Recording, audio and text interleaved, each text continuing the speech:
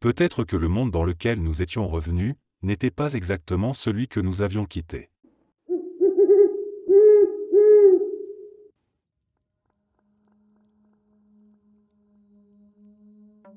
Depuis un certain temps, mon mari et moi avons remarqué un phénomène étrange.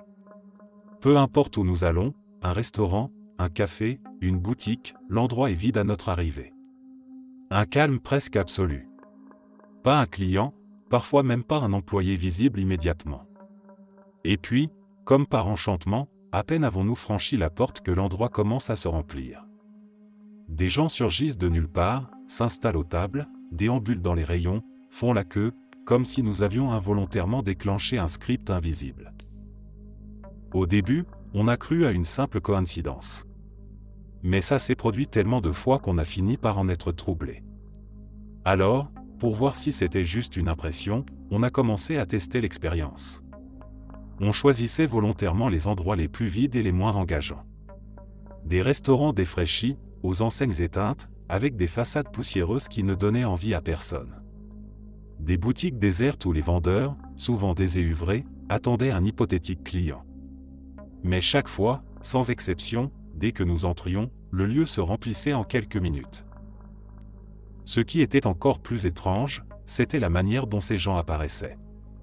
Pas progressivement, pas comme si un flux naturel de passants décidait soudainement de s'arrêter là. Non. C'était instantané, presque chorégraphié. Ils arrivaient de toutes parts, certains semblant surgir du néant, se comportant de manière mécanique, comme s'ils répondaient à une programmation invisible. Une femme qui entre, regarde vaguement les produits sans rien toucher. Un couple qui s'assoit, consulte le menu sans jamais commander. Un homme qui entre, repart immédiatement, comme s'il n'avait été là que pour combler un vide. On a fini par plaisanter en disant que nous étions dans une sorte de jeu vidéo, que ces gens étaient des personnages non joueurs, activés uniquement pour donner une illusion de normalité à notre environnement. Comme si la simulation dans laquelle nous vivons ne voulait pas que nous réalisions à quel point certains lieux sont vides en dehors de notre présence. Dès que nous arrivons, le programme génère du mouvement, remplit l'espace autour de nous pour masquer une réalité peut-être bien plus étrange. Ce qui est troublant, c'est que nous avons testé des lieux sous surveillance.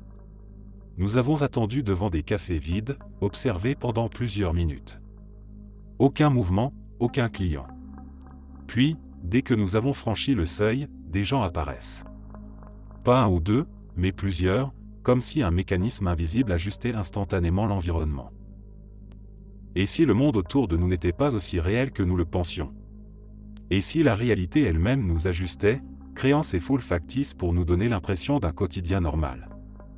Peut-être que nous avons mis le doigt sur un détail qui n'aurait jamais dû être remarqué. Peut-être que nous sommes en train de voir une faille dans la matrice, un bug dans un programme conçu pour que nous ne doutions jamais de ce que nous appelons la réalité.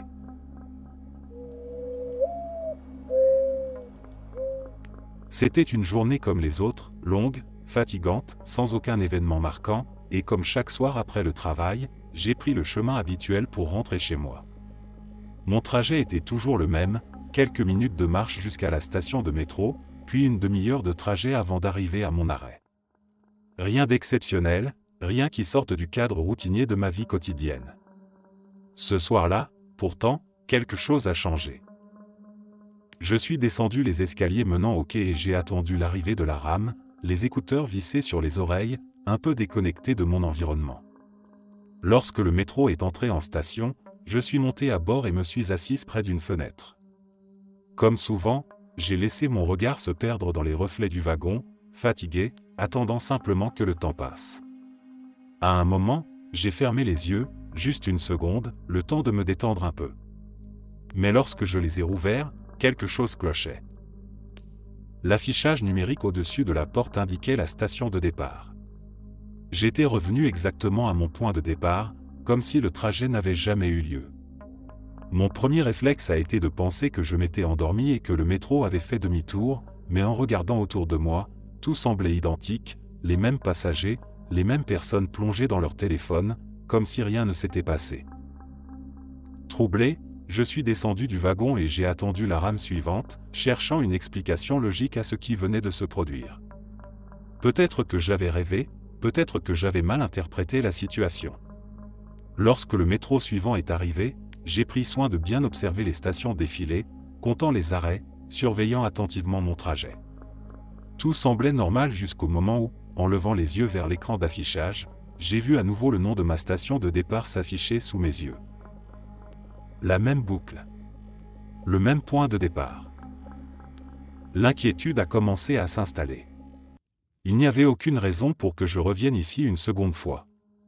J'ai quitté la rame, j'ai pris les escaliers qui menaient à la sortie, espérant sortir de cette station pour comprendre ce qui se passait. Mais une fois arrivé en haut des marches, l'air extérieur que j'attendais ne s'est jamais présenté. À la place, j'étais de nouveau sur le quai, face au rail, comme si l'escalier que je venais de monter avait bouclé sur lui-même. À ce moment-là, un frisson a parcouru mon échine. Ce n'était plus une simple erreur de direction, ce n'était plus une impression de déjà-vu, quelque chose d'irrationnel se produisait sous mes yeux, et j'étais incapable de comprendre ce que c'était. J'ai recommencé à monter les escaliers, plus vite cette fois, sans même réfléchir, persuadé que j'avais fait une erreur d'inattention, mais encore une fois, lorsque je suis arrivé en haut, j'étais au même endroit, sur le même quai, entouré des mêmes passagers qui attendaient un train qui semblait ne jamais vraiment partir. L'angoisse a commencé à me serrer la poitrine. Il y avait quelque chose dans cette station qui ne tournait pas rond, quelque chose qui m'enfermait dans une boucle dont je ne trouvais pas la sortie.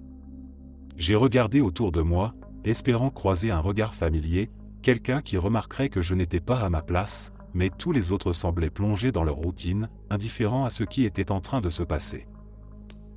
Le silence était devenu oppressant. Les bruits du métro, les annonces automatiques, même le murmure des passagers semblaient avoir perdu en intensité, comme si tout ce qui m'entourait était une version affadie du monde réel, une copie imparfaite d'un endroit qui ressemblait à la station de métro mais qui n'en était pas vraiment une.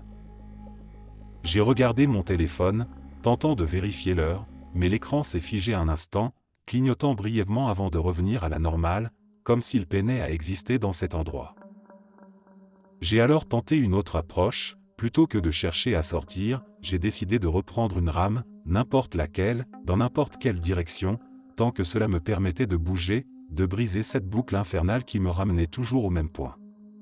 Je suis monté à bord du premier métro qui est arrivé, m'asseyant au hasard, les mains crispées sur mes genoux. Mais cette fois, lorsque le train a redémarré, un sentiment étrange s'est installé. Le paysage des tunnels semblait défiler plus lentement, presque artificiellement, comme si le monde extérieur était une simple projection, un décor qui s'effritait à mesure que j'avançais. Je me suis accroché à cette pensée, essayant de rationaliser, me répétant que tout cela était dans ma tête, que la fatigue me jouait des tours, mais au fond de moi, une autre pensée s'imposait, plus terrifiante encore, et si je n'étais pas censé être là?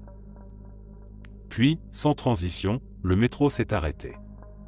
J'ai levé les yeux, le cœur battant à tout rompre, et j'ai vu, une fois encore, le nom de ma station de départ s'afficher.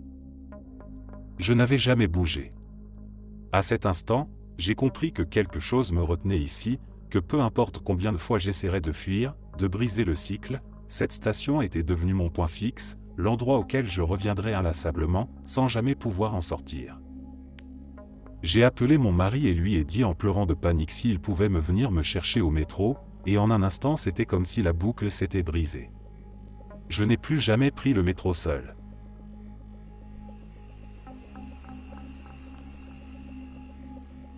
Cela fait plusieurs mois que cet événement me trotte dans la tête, et ni mes parents ni moi n'avons réussi à trouver une explication qui tienne la route.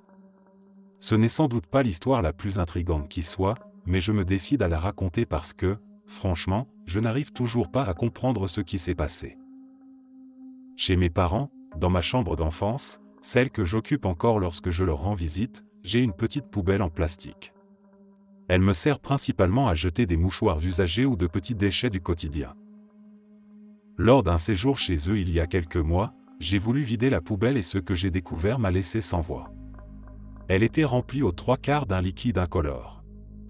Sur le moment, j'ai eu un mouvement de recul, me demandant s'il s'agissait d'urine.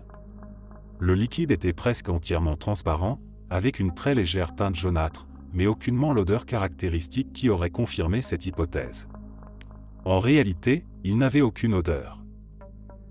Le plus troublant, c'est que seules 4 présences étaient possibles dans la maison, mes parents, notre chien et moi. Aucun invité, personne d'autre à accuser d'un éventuel mauvais tour. Pourtant, l'idée d'une plaisanterie est vite venue sur le tapis. Chacun a nié catégoriquement avoir touché cette poubelle, et connaissant mes parents, je sais qu'ils ne s'amuseraient jamais à ce genre de blague. Nous avons envisagé toutes les explications plausibles. La poubelle n'était pas située près d'un tuyau, il n'y avait aucune fuite apparente et rien qui aurait pu provoquer une accumulation d'eau de cette ampleur. Et pourtant, elle était là. Même des mois après, cette découverte me met encore mal à l'aise. Ce n'est peut-être pas le genre d'histoire qui fait frissonner, mais elle reste pour moi une énigme complète, et nous continuons à nous creuser la tête sans parvenir à la moindre conclusion satisfaisante.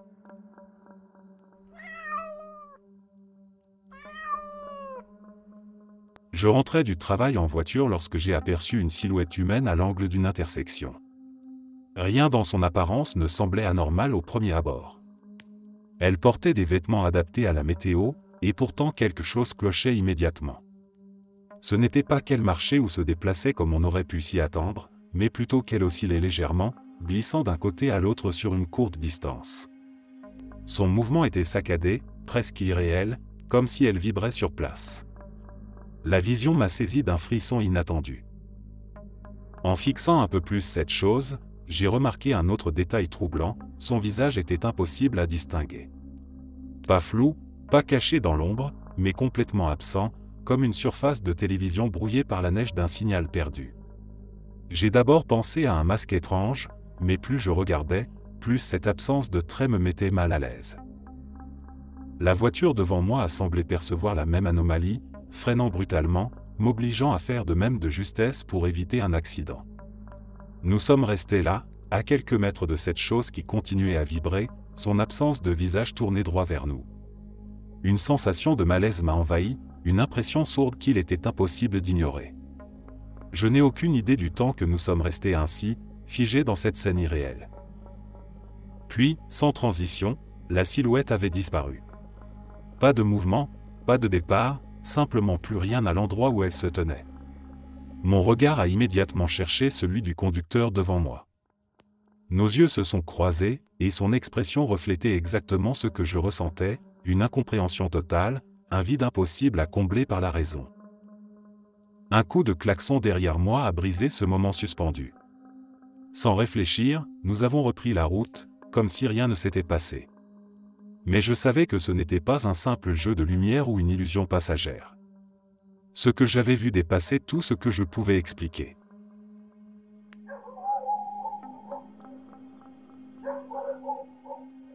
Quand j'avais 15 ou 16 ans, mes amis et moi avions un endroit que nous avions surnommé le spot. C'était une immense dune de sable, offrant une vue imprenable sur la ligne d'horizon de notre ville côtière et l'océan. L'accès le plus proche était à plus d'1 heure de marche, et s'y aventurer était illégal en raison des mesures de conservation en vigueur dans l'État. On était jeunes et insouciants, mais on respectait tout de même la nature, pas de déchets, pas de dégradation, juste l'envie de s'asseoir et d'admirer le paysage. Un soir, mon meilleur ami et moi avons entrepris la longue marche jusqu'au spot, fumant tranquillement en chemin. À un moment donné, j'ai tourné la tête vers l'intérieur des terres et j'ai remarqué 3 immeubles résidentiels isolés au milieu du paysage. Rien d'autre autour, ce qui était plutôt inhabituel pour notre ville touristique en Floride. Puis, en regardant du côté de l'océan, j'ai aperçu un héron immobile, posé sur une seule patte dans l'eau, tandis qu'un avion glissait lentement dans le ciel derrière lui. J'ai inspiré profondément l'air salé et pris un instant pour apprécier la beauté du lieu où nous vivions. Quelques minutes plus tard, 5, peut-être 10, j'ai remarqué qu'on approchait encore de ces 3 mêmes immeubles. Je me suis retourné vers l'eau, même héron, même avion. Une drôle d'impression m'a traversé l'esprit, mais je n'ai rien dit. Puis, encore quelques minutes après, rebelote. 3 immeubles, héron immobile, avion en arrière-plan. J'ai cru halluciner jusqu'à ce que mon ami rompe le silence. « Mec, je jure qu'on est passé 3 fois devant ce foutu oiseau. » On a commencé à flipper. Il a plaisanté en disant qu'on était coincé dans une boucle temporelle, mais l'ambiance est devenue plus lourde à mesure que la scène se répétait. 2 fois de plus, exactement la même chose. Incapable d'expliquer ce qui se passait, on a continué à marcher en silence, le malaise s'installant peu à peu. Finalement, on s'est arrêté. On a jeté un coup d'œil derrière nous, et là, on a vu les lumières des 3 immeubles à des kilomètres de distance. Impossible. On a éclaté de rire, probablement pour évacuer la tension, mais au fond, on était secoué. On a fini par atteindre le spot et passer la soirée comme prévu, profitant de la vue et de notre weed, essayant d'oublier ce qui venait de se passer. Mais ce n'est pas la fin de l'histoire. 5 ans plus tard, un nouvel événement étrange s'est produit. Un restaurant venait d'ouvrir juste derrière l'endroit où je travaillais. On partageait un petit espace extérieur, et j'y avais déjà mangé avec mes voisins. L'endroit se trouvait sur une charmante rue commerçante nommée Canal Street, bordée de boutiques et de restaurants. Ce matin-là, le ciel était couvert et la rue déserte. Je conduisais avec mon copain et, en arrivant au bout de la rue, j'ai tourné la tête à gauche et vu le restaurant. Sauf que ça n'avait aucun sens. Ce restaurant était censé être au début de la rue, sur ma droite. J'ai froncé les sourcils et demandé à mon copain pourquoi ils avaient ouvert une deuxième adresse au bout de la rue. Il m'a regardé sans comprendre, me soutenant que le restaurant avait toujours été là. J'ai stoppé la voiture, fixant l'endroit, dérouté pendant de longues secondes. Finalement, j'ai fait demi-tour pour repasser devant l'endroit où il était censé être. Et il était bien là, exactement où je m'en souvenais. J'ai montré l'emplacement à mon copain, mais il ne comprenait toujours pas. Il ne se souvenait même plus de notre conversation d'il y a quelques instants. Alors, j'ai roulé jusqu'au bout de la rue pour lui montrer l'autre emplacement. Et là, plus rien. Juste les mêmes vieux bâtiments vides et à louer, comme ils l'avaient toujours été. J'ai fait plusieurs allers-retours pour m'assurer que je ne devenais pas folle. Mais tout était redevenu normal. Le plus étrange dans tout ça? Ce restaurant s'appelait The Spot. Si tu cherches le spot à New Smyrna Beach, en Floride, tu le trouveras. Et c'est là que ça devient troublant. Les 2 seuls moments de ma vie où la réalité m'a complètement échappé, où j'ai eu la sensation d'être coincé dans un bug de l'univers, ils étaient tous les 2 liés à un endroit nommé le Spot.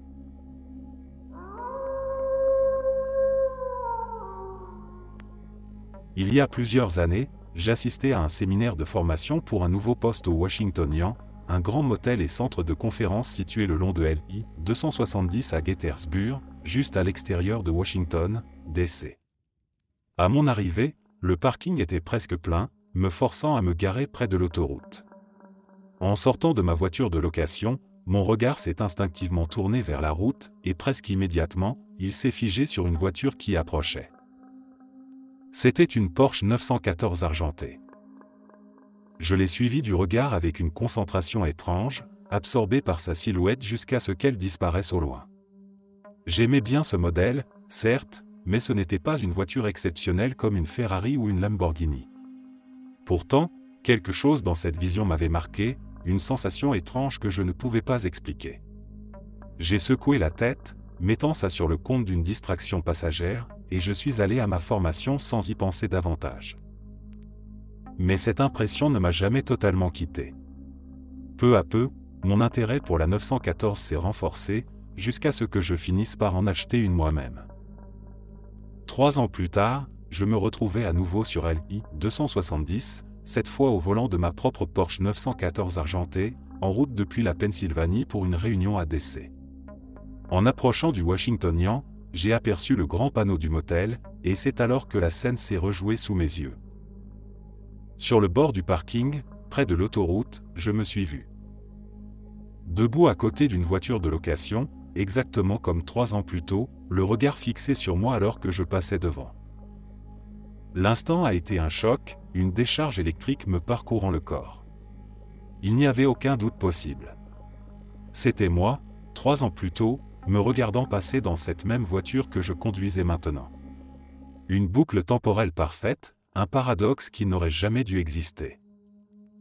Ébranlé, j'ai pris la première sortie et suis revenu sur mes pas pour chercher quelque chose, quoi, je n'en savais rien. Une trace, une preuve que ce que je venais de voir était réel. Mais le parking était presque désert. Aucune voiture, aucun homme figé dans le temps. Juste le silence et une sensation persistante que quelque chose d'inexplicable s'était produit. Avec le recul, je comprenais enfin pourquoi cette Porsche 914 avait tant capté mon attention 3 ans plus tôt. J'avais vu mon propre avenir sans en avoir conscience. Et pourtant, ce n'était pas la dernière fois que cette voiture allait marquer mon destin. Quelques mois plus tard, alors que je roulais de nuit sur une route de campagne, une forte odeur d'essence a soudain envahi l'habitacle. En quelques secondes, la lumière des flammes a inondé l'intérieur, le moteur, situé juste derrière le siège conducteur, venait de s'enflammer. Sans réfléchir, j'ai bondi hors du véhicule à près de 65 km/h et roulé sur l'asphalte, à temps pour voir ma voiture continuer quelques mètres avant d'exploser dans une boule de feu. Les jantes en magnésium et la boîte de transmission brûlaient dans un spectacle apocalyptique.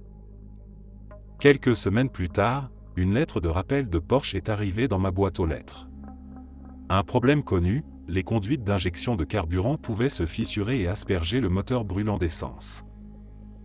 J'avais échappé de justesse à un destin bien plus sombre. Et pourtant, après tout ça, j'ai utilisé l'argent de l'assurance pour en acheter une nouvelle. Le jour de l'anniversaire de ma fille, j'avais prévu de récupérer un gonfleur de ballon qu'une amie nous avait gentiment proposé d'emprunter. Ma femme et moi en avions discuté le matin même, mais sans fixer d'heure précise, et elle ne m'avait jamais donné l'adresse de notre amie. Avec toute l'agitation de la journée, j'ai complètement oublié cette histoire.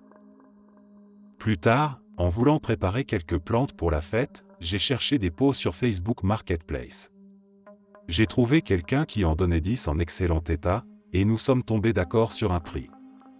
L'adresse en main, je l'ai entrée dans le GPS de ma voiture et suis parti les chercher. Sans raison apparente, j'étais persuadé que le numéro de la maison était le 22. Je me suis garé, et frappé à la porte et, à ma grande surprise, c'est mon amie qui m'a ouvert. Elle avait l'air interloquée, et moi tout autant, nous n'avions convenu d'aucun horaire, et je ne comprenais pas pourquoi c'était elle qui se trouvait derrière cette porte. Encore en pleine conversation vidéo, elle m'a demandé d'attendre une seconde. Toujours désorienté, j'ai lâché instinctivement « Tu vis avec Lucie », Lucie étant la personne qui vendait les pots. Elle a haussé un sourcil avant de répondre « Lucie ? » Non, attends une minute. Je suis retourné à ma voiture pour revérifier l'adresse. Mon erreur sautait aux yeux, le bon numéro était le 26, pas le 22. Mon ami est alors sorti avec le gonfleur de ballon à la main, me lançant « Je ne savais pas que tu venais le chercher aujourd'hui. J'espère qu'il te sera utile. Passe le bonjour à ta femme et profitez bien de la fête. » Toujours intrigué, je lui ai redemandé « Mais, tu connais Lucie ?»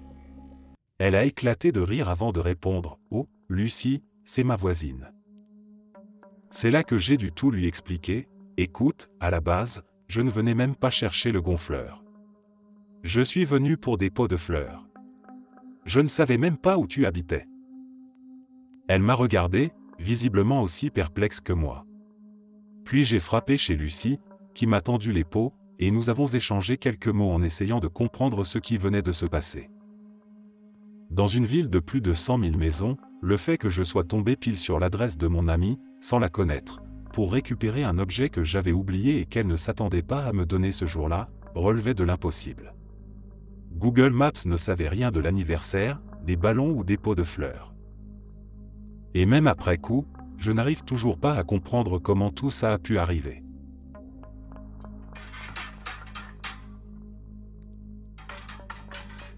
Cette histoire s'est déroulée en 2021, dans une maison que je partageais avec 4 amis. Ce n'était pas une maison particulièrement ancienne ou inquiétante, mais pourtant, des choses étranges s'y produisaient régulièrement. Un jour, nous avions décidé de faire une tarte et nous comptions utiliser un moule avec un fond amovible. Au moment de préparer tout le matériel, impossible de retrouver ce fichu fond. On a fouillé partout. Chaque placard, chaque tiroir, chaque recoin de la cuisine. On a même élargi nos recherches à d'autres pièces de la maison, histoire d'être sûr. J'en étais au point de vérifier dans la buanderie, ce qui n'avait aucun sens, mais on était désespérés. Rien. Le fond du moule semblait s'être purement et simplement volatilisé. Quelques mois plus tard, on était tous les 5 dans la cuisine, discutant comme à notre habitude.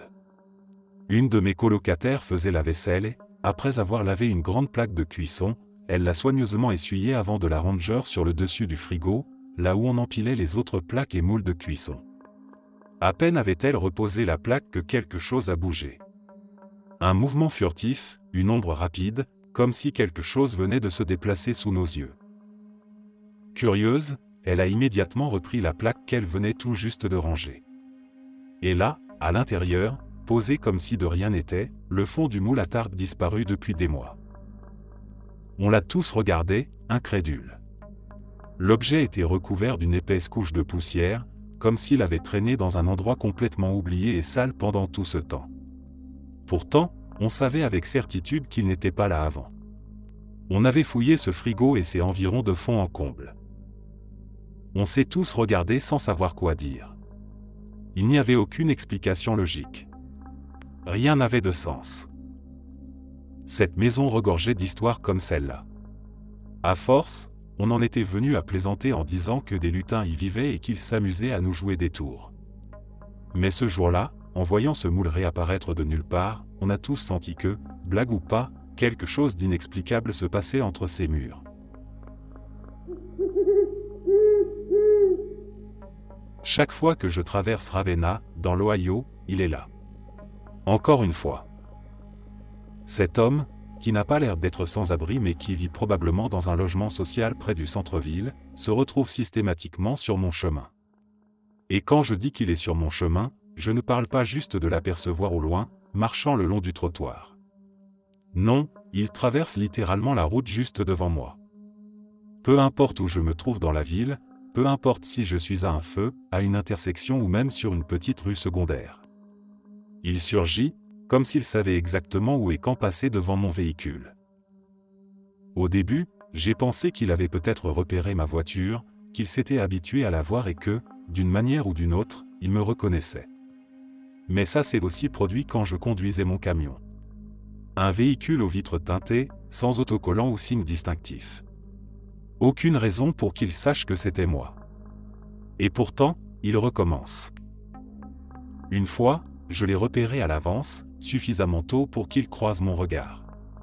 Je me suis dit que peut-être il me reconnaîtrait, qu'il montrerait un signe, une expression. Mais rien. Son visage est resté neutre, comme s'il ne m'avait jamais vu auparavant. Je l'avais déjà croisé quand je travaillais au Circle K. Il venait parfois en tant que client, et comme avec n'importe qui d'autre, j'essayais de discuter un peu. Sauf que c'était compliqué, il semblait toujours perdu dans ses pensées, lançant des tirades étranges, parfois incompréhensibles. Il parlait souvent de religion, abordait des inconnus aux pompes à essence, déversant des propos qui semblaient n'avoir ni queue ni tête. Les clients en riaient, habitués à ces discours délirants. Moi, au contraire, j'aimais bien l'écouter. Certaines de ses idées étaient fascinantes, comme s'il voyait le monde sous un angle que personne d'autre ne comprenait.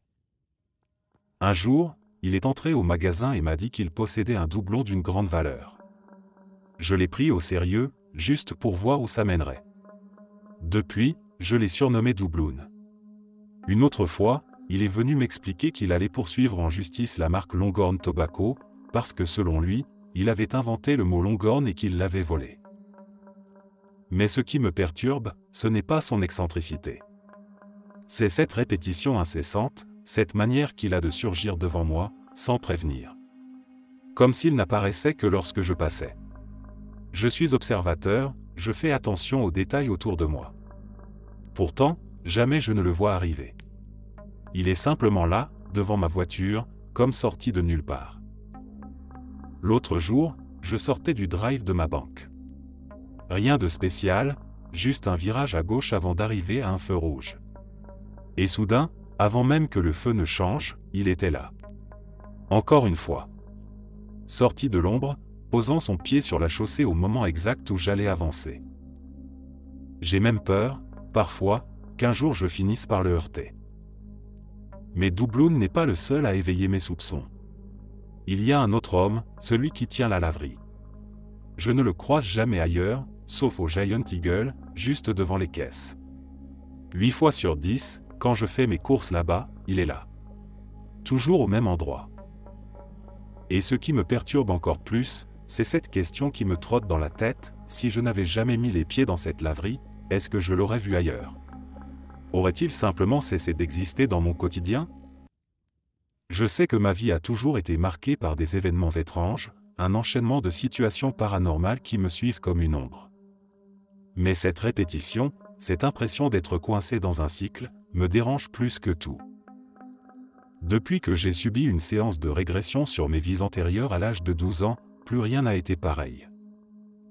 Alors voilà ma question, si tout cela était une simulation, si ces gens réapparaissaient sans cesse dans mon parcours comme des figures fixes d'un scénario prédéfini, est-ce parce que je suis sur la bonne voie spirituelle?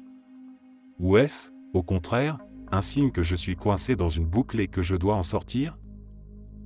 Et si je changeais ma routine, si je décidais enfin de me consacrer sérieusement à ce que j'ai repoussé depuis trop longtemps, est-ce que je cesserais de voir ces visages? Est-ce que cela signifierait que j'ai trouvé ma véritable trajectoire? Ou bien ces figures récurrentes sont-elles simplement là pour me rappeler que, comme dans The Truman Show, peut-être que rien de tout ça n'est réel?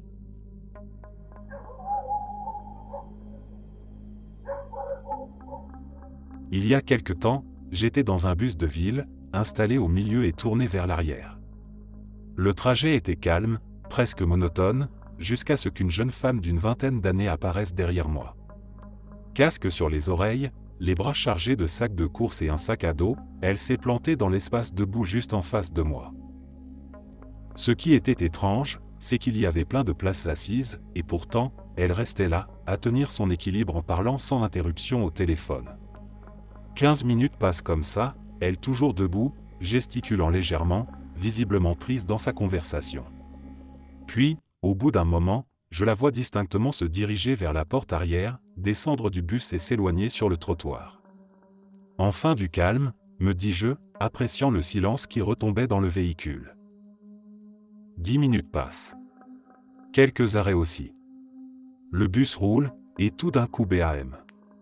Comme une boucle temporelle, la même fille, avec les mêmes sacs, les mêmes écouteurs et toujours en pleine conversation téléphonique, surgit à nouveau derrière moi et reprend exactement la même place. C'était comme si elle avait été rechargée à un point de sauvegarde dans un jeu vidéo. Même posture, même attitude, la continuité parfaite d'une scène que j'avais déjà vue. Mon cerveau a tenté de rassembler une explication logique, mais le temps m'a manqué. Quelques minutes plus tard, mon arrêt est arrivé, et je suis descendu, encore secoué par cette impression étrange. Je ne sais pas comment elle a fait, ni pourquoi. Aucune idée si j'ai manqué un détail rationnel ou si quelque chose d'inexplicable s'est réellement produit.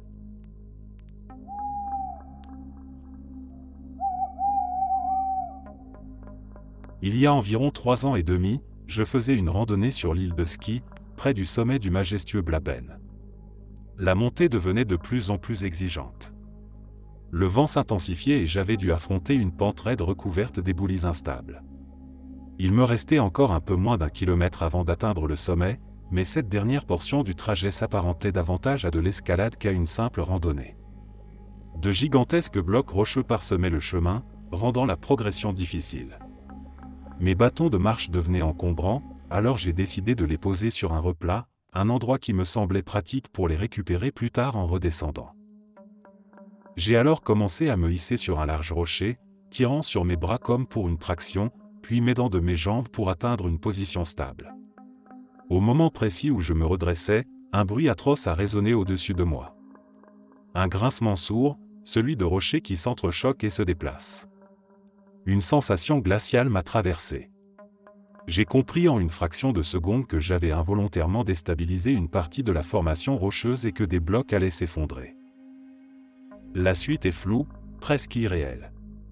C'est comme si mon esprit s'était déconnecté de mon corps. L'instant d'après, j'étais debout sur une petite zone herbeuse, légèrement en retrait sur la gauche, un endroit dont je n'avais même pas remarqué l'existence auparavant. Sous mes yeux, les blocs de pierre se sont détachés et se sont écrasés exactement là où j'étais quelques secondes plus tôt, broyant l'endroit où j'avais laissé mes bâtons. Un frisson glacial m'a traversé tout entier. J'aurais dû être là, enseveli sous ces tonnes de roches. Je pouvais presque ressentir cette autre version de l'événement, celle où je n'avais pas bougé à temps. Une vision terrifiante, comme si une autre réalité s'était superposée à la mienne, un instant figé entre deux issues possibles. Ce jour-là, j'ai eu le sentiment étrange qu'un autre moi avait été écrasé sous ces rochers, comme une version alternative de mon existence qui aurait pris fin sur cette montagne. Une pensée troublante, presque vertigineuse. Si le cours des choses avait été légèrement différent, je n'aurais jamais rencontré mes enfants, et mon nom aurait peut-être été ajouté à la liste des randonneurs disparus sur ce sommet.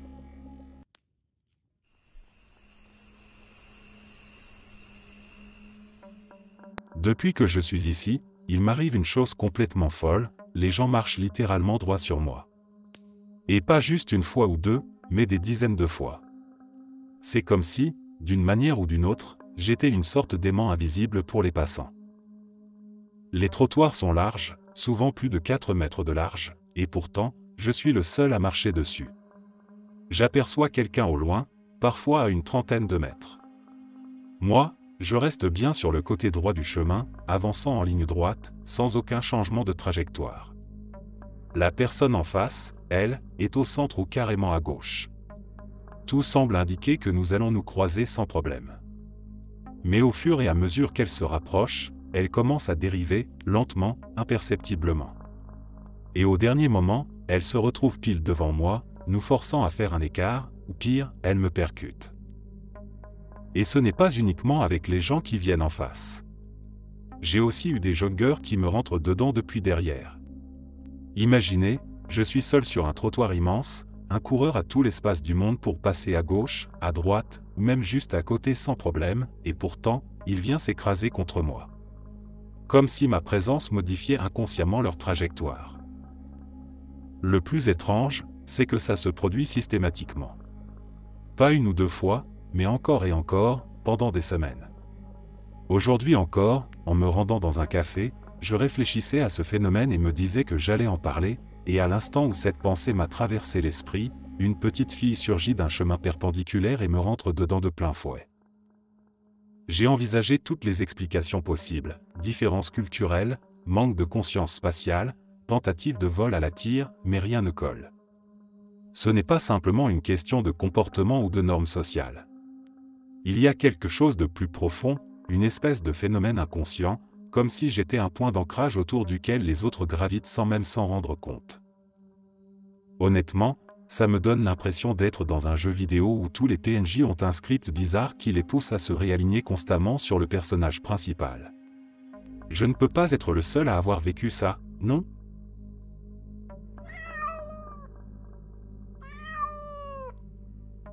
Il y a une quinzaine d'années, après une rupture particulièrement douloureuse, j'ai décidé de me faire tatouer une phrase en latin sur le pied, Ali vola proprii.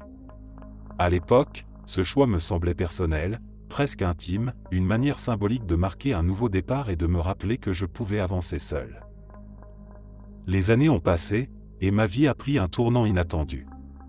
Sans vraiment l'avoir planifié, j'ai quitté l'Ohio pour m'installer en Oregon. Ce n'était pas un état auquel j'avais jamais pensé, ni même envisagé comme une destination possible.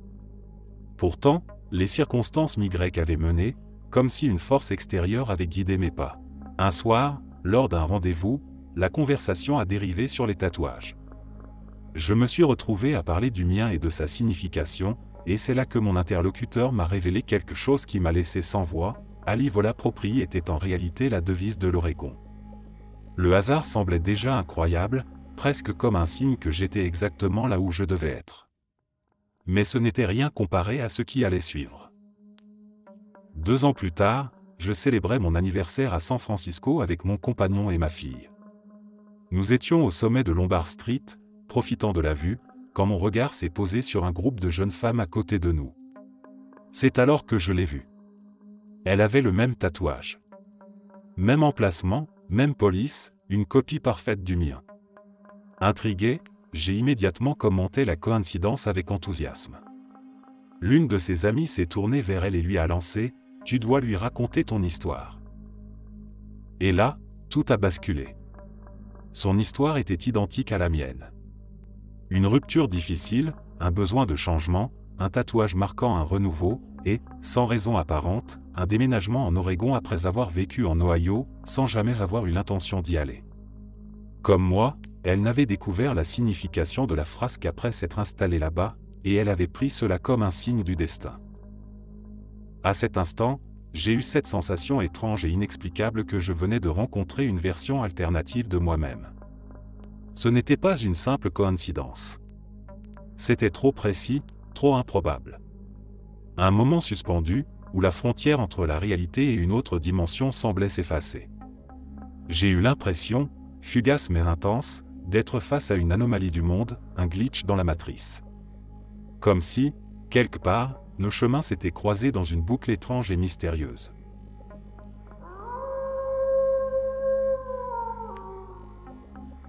Quand j'ai rendu visite à mon frère après des années sans le voir, je ne m'attendais à rien d'inhabituel.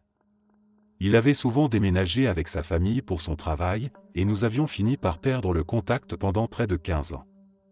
Il venait tout juste de s'installer plus près de moi, et comme j'avais une conférence dans sa ville, c'était l'occasion parfaite pour le retrouver.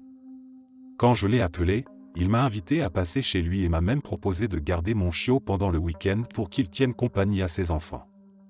Il m'a rappelé qu'il avait 3 enfants, une fille de 13 ans, un garçon de 9 ans et une autre fille de 7 ans. Le matin prévu, j'ai conduit jusqu'à sa maison pour déposer mon chien avant de partir à ma conférence. C'étaient les vacances scolaires d'hiver, donc les enfants étaient à la maison. Quand je suis entré dans le salon, je les ai vus jouer, mais quelque chose a immédiatement attiré mon attention. Il y avait bien 3 enfants, mais pas ceux que j'avais imaginés. Devant moi, il y avait 2 garçons qui semblaient avoir environ 9 et 10 ans, ainsi qu'une petite fille de 7 ans. J'ai eu un moment d'hésitation. J'étais persuadé que mon frère avait mentionné 2 filles et un garçon, et que l'aîné était nettement plus âgé. Mais je n'ai rien dit. Après tout, cela faisait des années que je ne les avais pas vus. Peut-être avais-je mal compris ou mal retenu. Je me suis installé avec mon frère et ma belle-sœur pour discuter, pendant que les enfants jouaient autour de nous. Ils étaient curieux, venaient me voir, me posaient des questions, s'amusaient avec le chiot. L'un des garçons, celui que je supposais être mon neveu autiste, avait une manière particulière de s'exprimer, et l'autre garçon semblait s'amuser à lui couvrir la bouche et à le pousser doucement, ce que j'ai pris pour un simple jeu entre enfants. À un moment donné, la plus jeune m'a pris par la main et m'a entraîné vers la cuisine pour me montrer l'arrière-cour à travers la porte vitrée. Les 2 garçons nous ont suivis, et elle m'a expliqué qu'elle emmènerait mon chien dehors plus tard pour qu'il fasse ses besoins. Une scène tout à fait ordinaire. Mais quand nous avons fait demi-tour pour retourner dans le salon, j'ai remarqué que l'un des garçons ne nous avait pas suivis. Mon chiot, lui, était resté en arrière, fixant la porte du sous-sol et aboyant dans cette direction. J'ai supposé que le garçon était simplement descendu dans le sous-sol, et que mon chien s'agitait à cause de cela. Rien d'anormal. Après quelques minutes de plus dans le salon, j'ai pris congé. Avant de partir, nous avons convenu de nous retrouver pour déjeuner plus tard dans la journée. Tout semblait parfaitement normal. C'est à ce déjeuner que tout a basculé. En discutant, ma belle-sœur a évoqué ses enfants et m'a fait remarquer que je n'avais pas eu l'occasion de voir leur fille aînée, qui dormait encore ce matin-là. Elle m'a assuré que je la rencontrerai dimanche, quand je viendrai récupérer mon chien. Je suis resté figé. Mon cœur a manqué un battement. Je l'ai regardé, incrédule. J'ai bredouillé, mais j'ai vu 3 enfants ce matin. Elle a froncé les sourcils, visiblement troublée. Après un silence, elle a simplement répondu qu'elle avait fait une fausse couche il y a quelques années. Mon frère, lui, a aussitôt changé d'attitude. Il m'a dit sèchement d'arrêter de parler de ça. Je n'ai jamais reposé la question. Mais je sais ce que j'ai vu. Et je ne pourrai jamais m'empêcher de me demander qui était ce garçon qui jouait dans leur maison ce matin-là. Il y a 2 ans, mes amis Marie et Laura et moi avions prévu un voyage pour fêter les 21 ans de Marie. Depuis toujours, elle était persuadée qu'elle ne vivrait jamais assez longtemps pour atteindre cet âge. Profondément catholique, elle avait une relation presque mystique avec cette idée, comme une fatalité inscrite dans son destin. Nous sommes partis en début d'après-midi un vendredi, en plein trafic. À chaque arrêt, Marie priait avec son chapelet serré entre ses doigts et aspergeait de l'eau bénite sur nous et autour de la voiture. Son stress était palpable. Les routes étaient saturées, les voitures fusaient de partout, et elle peinait à changer de voie. À un moment, alors que Laura et moi surveillions la circulation derrière nous pour l'aider à manœuvrer, un véhicule nous a coupé la route à au moins 140 km/h. Juste avant, on lui avait dit qu'il y avait trop de voitures pour qu'elle puisse changer de fil en sécurité. Elle a paniqué, perdu le contrôle de sa Mini Cooper et la voiture s'est mise à tourner sur elle-même dans une série de vrilles incontrôlables. L'instant d'après, nous avons violemment percuté la glissière de sécurité. Tout s'est arrêté, un silence surréaliste. Nous sommes sortis de la voiture et avons levé les yeux. Il n'y avait plus un seul véhicule sur l'autoroute. Pas un. Il était 17 h, un vendredi soir. 2 minutes avant, la route était bondée. Comment un flot de circulation aussi dense avait-il pu disparaître en un instant? Aucun crissement de pneus, aucun freinage d'urgence, aucune trace des voitures qui nous entouraient à peine quelques secondes plus tôt. Juste un vide inquiétant, un silence anormal, comme si nous étions les seuls à exister à cet instant précis. L'ambiance était lourde, presque oppressante. Nous nous sommes regardés, sans trouver les mots. Marie, elle, était convaincue, nous étions mortes dans cet accident, et ce que nous vivions maintenant était une autre version de la réalité. Pour elle, c'était une transition, un passage vers un autre monde où elle avait, contre toute attente, dépassé ses 21 ans. J'aimerais pouvoir dire que nous avons fini par trouver une explication logique, mais ce n'est pas le cas. Aucune de nous trois ne sait ce qui s'est réellement passé ce jour-là. Tout ce que nous savons, c'est que nous sommes sortis indemnes d'un accident qui aurait pu être bien pire et que quelque chose, d'une manière ou d'une autre, n'avait pas suivi les règles habituelles de la réalité.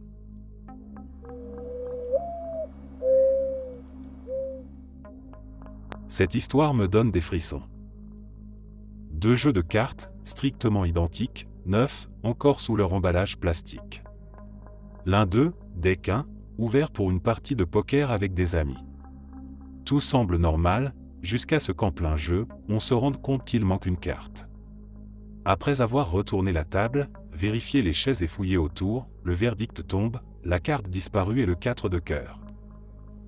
Un mystère agaçant, certes, mais rien d'impossible. Peut-être un défaut d'usine, une erreur d'impression, un malentendu. La soirée continue avec un autre jeu, et Deck 1, incomplet, fini dans ma poche. Sauf que plus tard, sur le chemin du retour, en feuilletant machinalement le paquet dans ma voiture, la carte manquante est de retour. Le 4 de cœur est là, dans mes mains. Surpris, mais trouvant l'histoire plutôt amusante, je range le paquet complet dans son étui en carton, le remets dans mon tiroir et passe à autre chose. Le lendemain matin, pourtant, l'affaire continue de me hanter. L'impression que quelque chose ne colle pas. Par curiosité, j'ouvre à nouveau le tiroir, prends le Deck 1 et recompte les cartes. 51, je recompte, toujours 51. Le 4 de cœur a de nouveau disparu. Cette fois, le malaise s'installe vraiment. Une sensation étrange, comme si quelque chose d'invisible jouait avec moi. C'est alors que, sans trop savoir pourquoi, je prends le Deck 2. Celui qui était toujours sous son plastique, jamais ouvert. Je retire lentement l'emballage, ouvre le paquet, et commence à feuilleter les cartes. Tout est en ordre. As de pique, roi, dame, valet jusqu'au cœur. Je m'arrête net. Le 4 de cœur manque. Là, je suis figé. Le jeu est neuf. Fraîchement ouvert devant mes propres yeux. Il ne peut pas manquer une carte. Pourtant, après le 5 de cœur, on saute directement au 3 de cœur. Je continue à faire défiler les cartes, fébrile. Et là, tout au bout du paquet, hors de l'ordre parfait dans lequel toutes les autres cartes sont rangées. Le 4 de cœur. Ça fait 20 ans que cette histoire me trotte en tête, et à ce jour, aucune explication ne tient debout. Une simple coïncidence? Un tour de passe-passe involontaire? Un bug dans la matrice? Le plus étrange, ce n'est même pas la disparition de la carte en plein jeu. C'est cette transition inexpliquée entre les deux jeux, comme si la carte existait dans un espace intermédiaire, refusant de rester à sa place. Je n'ai jamais vécu d'autre expérience aussi troublante depuis, mais une chose est sûre, à chaque fois que je touche un jeu de cartes, je ne peux pas m'empêcher de jeter un œil au 4 de cœur juste pour m'assurer qu'il est bien là.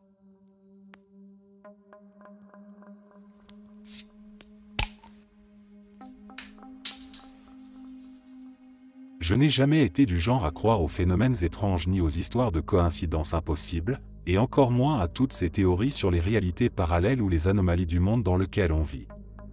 J'ai toujours été pragmatique, cartésien, persuadé que chaque chose a une explication logique, même si elle ne nous saute pas immédiatement aux yeux. Mais il y a des expériences qui forcent à revoir ces certitudes, des moments où l'on sent, sans pouvoir se l'expliquer, que quelque chose ne tourne pas rond, et c'est exactement ce qui m'est arrivé. Tout a commencé un matin où je me préparais pour aller travailler, comme n'importe quel jour de la semaine. J'étais debout dans ma salle de bain, à moitié endormi, encore engourdi par le sommeil, et je me suis approché du miroir pour me passer un peu d'eau sur le visage. Rien d'anormal, rien qui ne sorte de l'ordinaire, sauf qu'au moment où j'ai levé la main pour me recoiffer machinalement, j'ai eu l'impression étrange que mon reflet avait bougé un infime instant avant moi. Ce n'était pas une différence flagrante, c'était juste un sentiment fugace, une sensation imperceptible mais dérangeante, comme si quelque chose n'était pas totalement synchronisé. J'ai secoué la tête en me disant que c'était sans doute la fatigue ou un simple tour de mon esprit, et je suis parti travailler en oubliant complètement cette petite anomalie. Mais les jours suivants, la même sensation a recommencé. Parfois, lorsque je passais devant un miroir, j'avais l'impression que mon reflet me regardait un peu trop fixement, que son regard était légèrement différent du mien, qu'il y avait une sorte de décalage infime mais réel entre mes gestes et les siens. Au début, j'ai pensé que c'était mon imagination qui me jouait des tours, mais plus j'y prêtais attention, plus je me rendais compte que quelque chose clochait réellement. Un soir, en rentrant du travail, j'ai décidé d'en avoir le cœur net et j'ai fait un test. Je me suis posté devant le miroir, j'ai fixé mon reflet droit dans les yeux et je suis resté parfaitement immobile, sans cligner des yeux, sans bouger d'un millimètre, simplement pour voir si quelque chose d'anormal allait se produire. Pendant de longues secondes, tout était normal. Puis, alors que je commençais à me détendre, j'ai eu cette impression troublante que mon reflet avait bougé avant moi, juste une fraction de seconde trop tôt, un infime décalage imperceptible mais suffisant pour me glacer le sang. Je suis sorti précipitamment de la salle de bain, le cœur battant, sans oser regarder à nouveau le miroir, et cette nuit-là, j'ai eu du mal à trouver le sommeil, hanté par cette sensation oppressante qu'il y avait quelque chose d'anormal qui se jouait sous mes yeux, sans que je puisse l'expliquer. Pendant plusieurs jours, j'ai évité les miroirs autant que possible, me contentant de jeter des coups d'œil furtifs sans jamais fixer mon reflet trop longtemps, comme si j'avais peur d'y voir quelque chose que je n'étais pas prêt à affronter. Mais plus j'essayais d'ignorer cette impression, plus elle s'imposait à moi, jusqu'au moment où j'ai compris que je ne pourrais pas fuir indéfiniment. Un soir, alors que j'étais sur le point d'aller me coucher, je suis passé devant le miroir de l'entrée sans faire attention, et c'est à ce moment précis que j'ai vu quelque chose qui m'a paralysé sur place. Mon reflet était déjà là, debout, en train de me fixer, alors que je n'avais même pas encore eu le temps de tourner la tête vers lui. Ce n'était plus une impression, plus une illusion fugace, c'était réel, indéniable, et cette fois, il n'y avait plus d'explication rationnelle possible. J'ai senti une vague de terreur pure m'envahir alors que mon reflet me souriait lentement, un sourire qui n'était pas le mien, un sourire qui semblait étranger, presque moqueur, comme s'il savait quelque chose que j'ignorais. J'ai voulu reculer, mais mes jambes refusaient de bouger, comme si mon corps lui-même avait compris avant mon esprit que quelque chose était fondamentalement brisé dans la réalité que je connaissais. Je ne sais pas combien de temps je suis resté là, figé, incapable de détourner les yeux, mais à un moment, j'ai réussi à bouger, j'ai éteint la lumière et j'ai quitté la pièce en vitesse, refusant de regarder à nouveau ce reflet qui n'était plus totalement le mien. Depuis cette nuit, je fais tout pour éviter les miroirs, je les couvre, je détourne les yeux dès que je passe devant une vitre, mais peu importe ce que je fais, je sens toujours ce regard sur moi.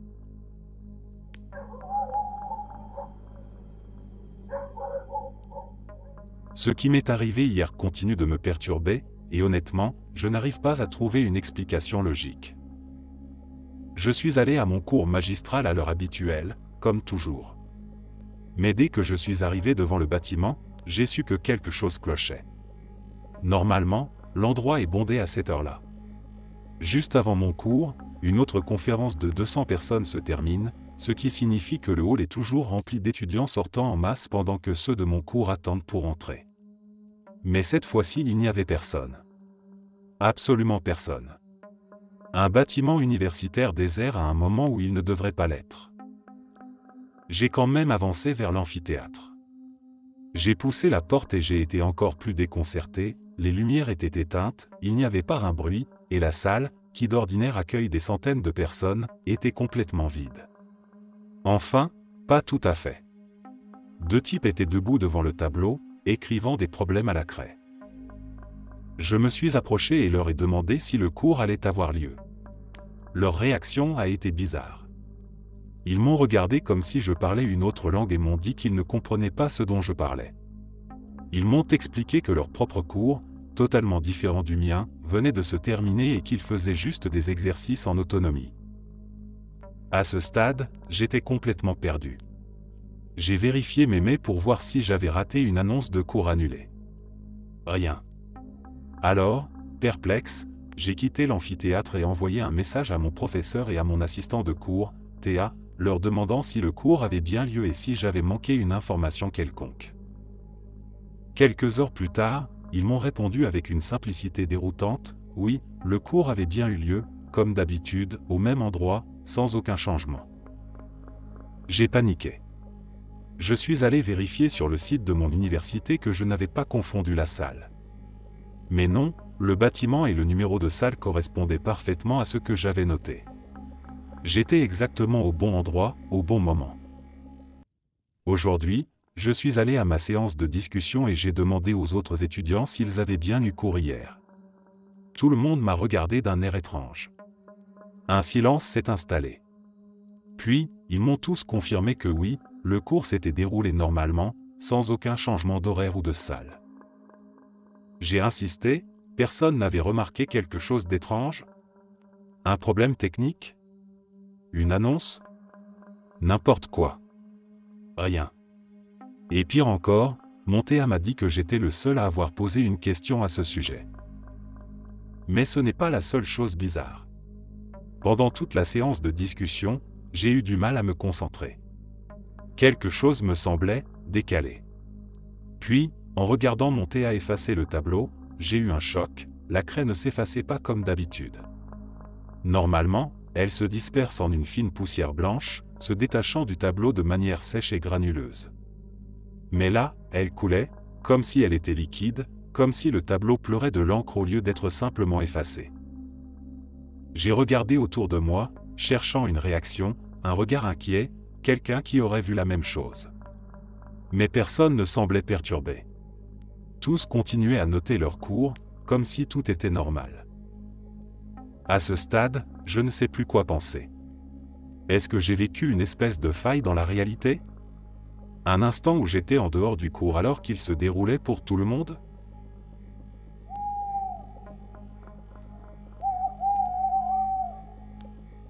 Un soir, sur un coup de tête, mon partenaire et moi avons décidé de sortir. Elle portait ses lunettes à lumière bleue comme elle le fait chaque soir pour se préparer au sommeil. Avant de partir, elle se tenait devant moi dans le salon, légèrement sur la droite du canapé, dans un espace vide sans meubles ni tapis. Elle a mis son sac en bandoulière, retiré ses lunettes et les a glissées à l'intérieur. J'ai clairement vu le geste, et elle était certaine de les avoir déposées dans le sac. À peine 3 pas plus tard, alors qu'on s'apprêtait à sortir, elle a voulu vérifier qu'elle avait bien un objet précis avec elle. En fouillant dans son sac, ne le trouvant pas immédiatement, elle a fini par tout renverser sur le sol. Tout était là, sauf les lunettes. Elles auraient dû être bien visibles, soit dans le sac, soit juste à l'endroit où son contenu venait d'être vidé.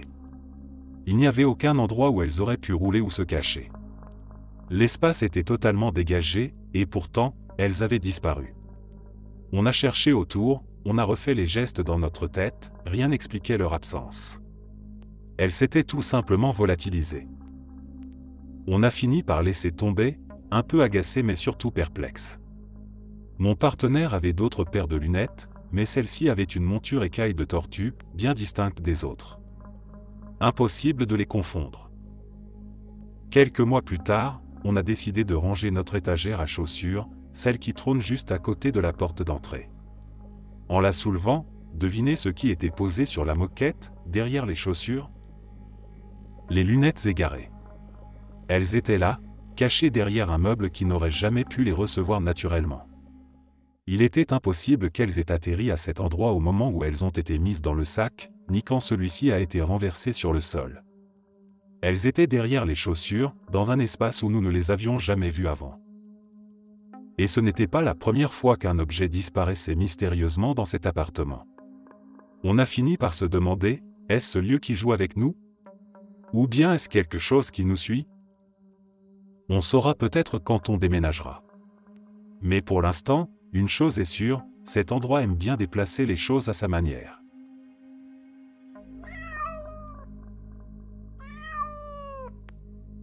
Il y a quelque temps, j'ai vécu une scène qui ne m'a jamais vraiment quitté. Je n'en ai jamais parlé à qui que ce soit, mais en y repensant encore aujourd'hui, je me dis que c'était peut-être l'un de ces moments étranges où la réalité semble vaciller, ne serait-ce qu'un instant. C'était pendant un cours d'anglais, et la disposition des chaises était inhabituelle. Elles n'étaient pas alignées en rangées comme dans une salle de classe classique, mais placées tout autour de la pièce, le long des murs. Cette configuration joue un rôle dans ce qui s'est passé. À un moment donné, un élève à ma droite a demandé un stylo. De l'autre côté de la pièce, quelqu'un a répondu en lançant le sien. Jusque-là, rien d'anormal. Mais le lancer était plus puissant que prévu.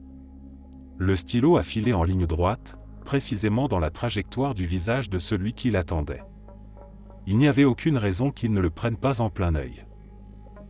Mais ce n'est pas ce qui est arrivé.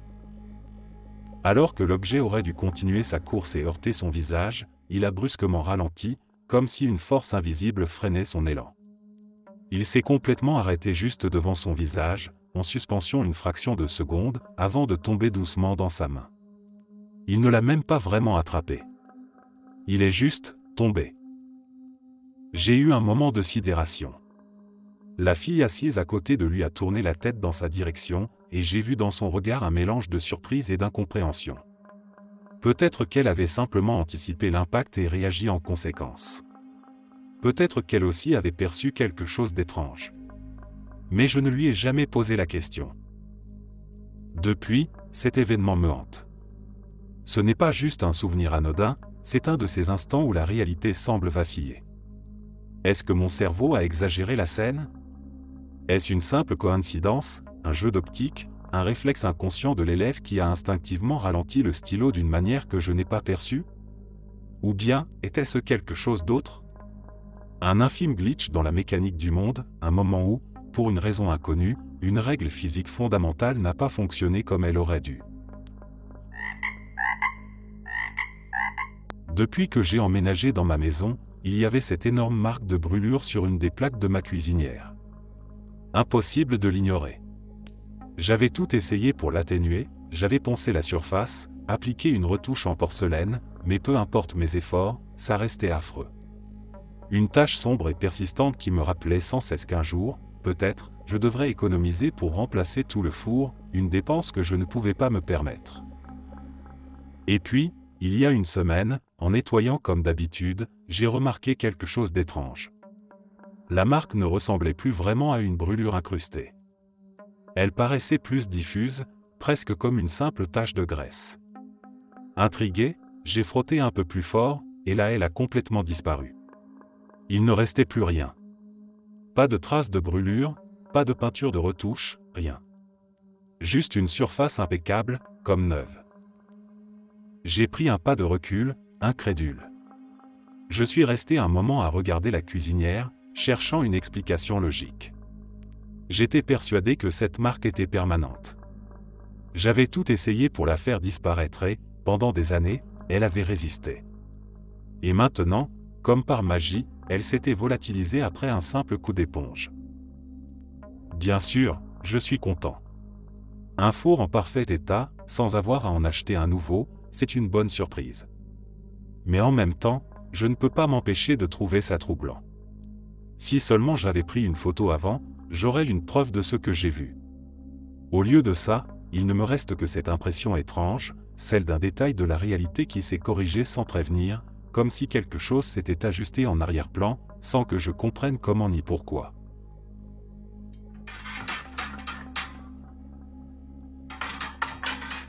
Ce matin, en me préparant pour aller au travail, j'ai perdu mon téléphone. Rien d'inhabituel, ça arrive. J'ai demandé à mon frère de l'appeler et on l'a retrouvé posé sur mon lit. Pas de souci. Je l'ai pris, éteint l'écran, vérifié que ma carte bancaire était bien dans mon sac, puis je l'ai glissé dans mon sac à dos avant de sortir. Une fois installé dans ma voiture, j'ai voulu le récupérer pour mettre de la musique. Je plonge la main dans mon sac, et rien. Pas de téléphone. J'ai tout sorti, retourné chaque poche, secoué le sac, recommencé plusieurs fois. Rien. Il avait disparu. Perplexe, je suis retourné à l'intérieur et j'ai demandé à mon frère de l'appeler à nouveau. Mais cette fois, il est allé directement sur la messagerie. Ce qui était bizarre, parce que je l'avais rechargé entièrement avant de partir, il ne pouvait pas être éteint. Il a essayé une seconde fois, et cette fois-ci, le téléphone a sonné. On l'a retrouvé posé sur mon meuble TV, dans ma chambre. Un endroit où je ne le pose jamais. Le truc, c'est que je sais que je l'avais mis dans mon sac. Je me souviens clairement d'avoir éteint l'écran, de l'avoir glissé dedans, de l'avoir senti sous ma main quand j'ai vérifié ma carte bancaire. Il n'y a aucune raison pour qu'il ait réapparu à l'intérieur, à un endroit où je ne l'ai même pas approché. Je n'ai aucune explication rationnelle. C'est comme s'il avait simplement sauté d'un endroit à un autre, en ignorant totalement les lois de la logique.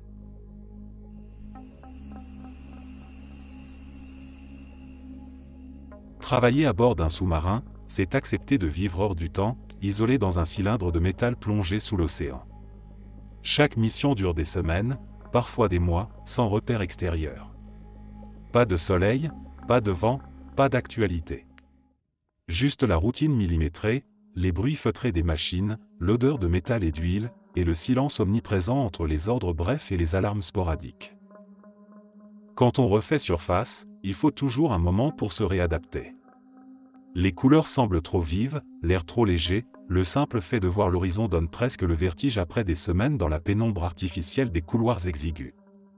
Ce phénomène est normal. Mais cette fois, en rentrant, la sensation était différente. Le premier détail étrange est apparu à peine arrivé chez moi. La porte du réfrigérateur s'ouvrait dans le sens inverse de ce dont je me souvenais. Ce n'était pas un détail anodin, car pendant des années, je l'avais ouverte dans un mouvement automatique, sans même y penser. Pourtant, tout le monde autour de moi semblait certain qu'elle avait toujours fonctionné ainsi. La nuit suivante, en me couchant, une nouvelle dissonance est apparue. Depuis toujours, mon côté du lit était à gauche. Mais cette fois, tout indiquait que j'avais toujours dormi à droite. Même les draps et l'empreinte de l'oreiller suggéraient que c'était bien mon côté habituel. Les photos sur mon téléphone confirmaient cette version, alors que je me souvenais clairement du contraire. Les jours suivants, d'autres anomalies sont apparues. Des enseignes familières avaient changé de couleur ou de logo. Une rue que je connaissais par cœur semblait avoir été légèrement décalée. Certaines personnes que je côtoyais régulièrement portaient un prénom qui ne correspondait pas à mes souvenirs. Tout semblait presque normal, mais avec de subtiles différences, comme si la réalité elle-même avait été légèrement modifiée. En échangeant avec d'autres collègues récemment rentrés de mission, la même impression se dégageait. Plusieurs rapportaient des détails inversés ou modifiés, des souvenirs en décalage avec ceux qu'ils retrouvaient à leur retour.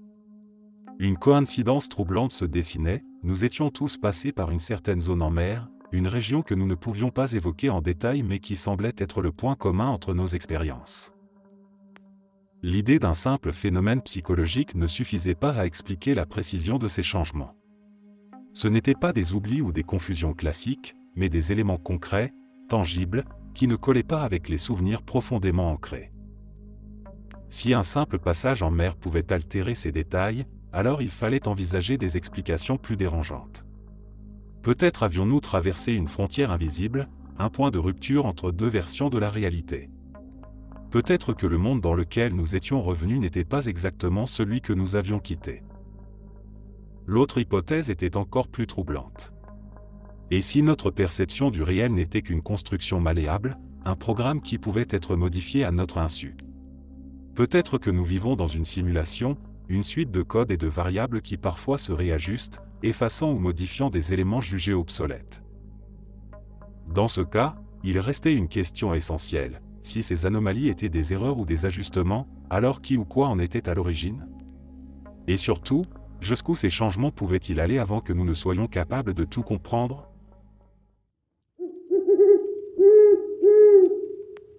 Merci d'être resté jusqu'à la fin. N'oubliez pas d'aimer la vidéo, de vous abonner et de partager vos propres histoires en commentaire. On se retrouve demain à la même heure devant ce feu.